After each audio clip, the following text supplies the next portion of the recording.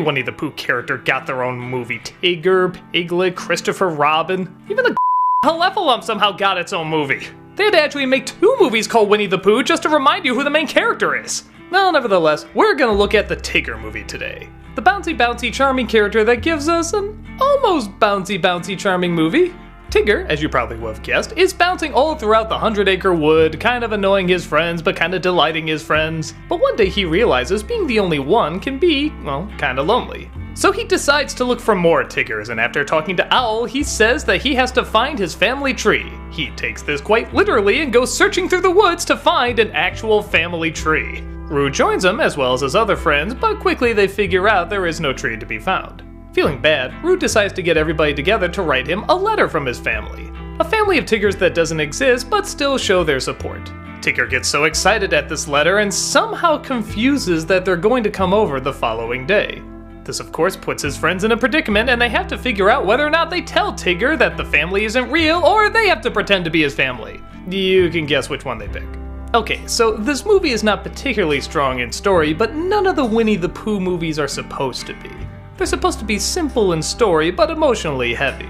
The problems and dilemmas are not the big focus. The big focus is how it impacts the characters and how they work off each other and how their different personalities can, for lack of a better way of putting it, bounce off each other.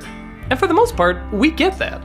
Along with some really great animation that not only surprisingly does the facial expressions very emotionally, I mean there's only 2 dot eyes and yet somehow they get across so much emotion, but also in that old school sketchiness. You kind of look at the line work and it looks like something almost out of the book. Look at all the lines on Tigger. No 2 stripes are the same, they're all so sketchy and seem so alive somehow. The backgrounds are also phenomenal. I watched this in fall and I'm so glad I did because this takes place in fall and winter. And they're so gorgeous. It's a different kind of Disney background that you don't really see at that time when they were doing animated movies. Maybe you saw a little bit in Lilo and Stitch with the watercolor, but you never saw this kind of style.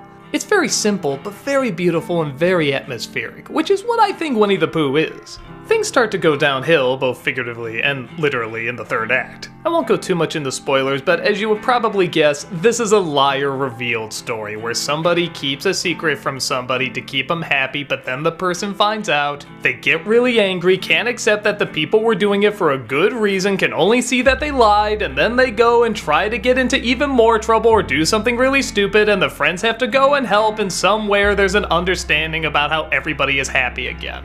It's so rare that these stories work because they rarely add anything else. That's the drama that we've seen a million times and is tired and cliche, and sadly, this is kind of the same thing. Not only boring and cliche, but it does stuff I feel like the Winnie the Pooh universe doesn't really do.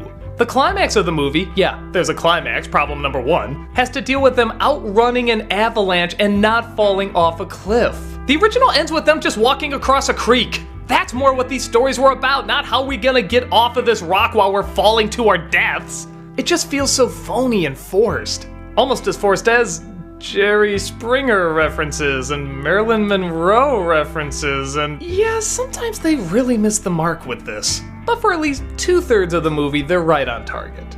They once again bring back the Sherman Brothers to do the songs, and they're fantastic. Well, most of them. There's a bluesy one that's a little weird, but the others are hummable, have brilliant lyrics, and they're just, it's the Sherman Brothers. I just love hearing their stuff.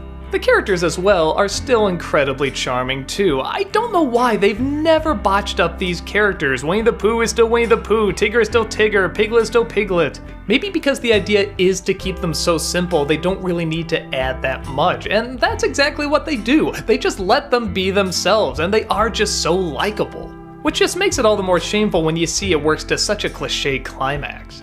Even the message of the movie you can figure out very early on, and yet it still waits until the very end to reveal it.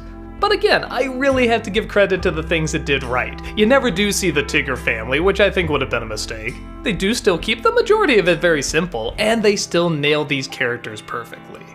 So yeah, if you're looking for something that's not especially big and epic, except when it tries to be big and epic, and that comes across as kind of awkward, this is a very nice, charming, simple movie, which is what I think most people are looking for when they see a Winnie the Pooh movie. I don't think it's among one of the greater Winnie the Pooh movies, but I still think it's worth checking out. Bounce on in and take a look.